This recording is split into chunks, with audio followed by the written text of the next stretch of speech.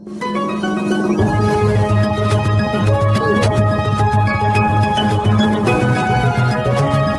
शहरात एक धक्कादायक आणि रहस्यमय घटना समोर आली आहे। एमआयडीसी पोलीस ठाण्याच्या हद्दीत राहत्या घरात पती पत्नीचे मृतदेह आढळले। दोघांच्याही तोंडातून फेस येत बेशुद्ध अवस्थेत मृत्यू झाल्याचे प्राथमिक तपासात समोर आले आहे। आत्महत्या की दुसरे काही घटना, पोलिसांनी तपास सुरू केला आहे। सोलापूर शहरातील कलावती नगर भागात ही घटना घडली।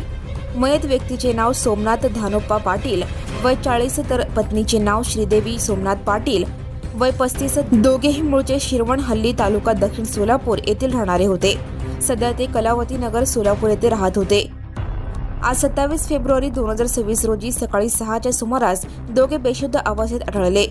तोंडातून फेस येत असल्याने त्यांना तातडीने श्री छत्रपती शिवाजी महाराज सर्वोपचार रुग्णालयात दाखल करण्यात आले, मात्र उपचारापूर्वीच दोघांचा मृत्यू झाल्याचे डॉक्टरांनी जाहीर केले।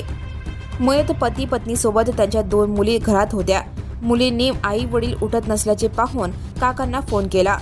काकांनी लगेच धाव घेत दोघांना रुग्णालयात नेले, मात्र दोघांचाही उपचारापूर्वीच मृत्यू झाला। सोमनाथ पाटील यांचा पूर्वी कुक्कुटपालन व्यवसाय होता। नंतर त्यांनी घरातच किराणा दुकान सुरू केले होते। पती पत्नी दोघे मिळून दुकान चालवत होते। या घटनेने संपूर्ण परिसरात एकच खळबळ उडाली आहे। पोलिसांकडून मिळालेल्या प्राथमिक माहितीनुसार एक चिठ्ठी सापडल्याचेही बोलले जात आहे, मात्र याबाबत पोलिसांनी अद्याप अधिकृत माहिती दिलेली नाही।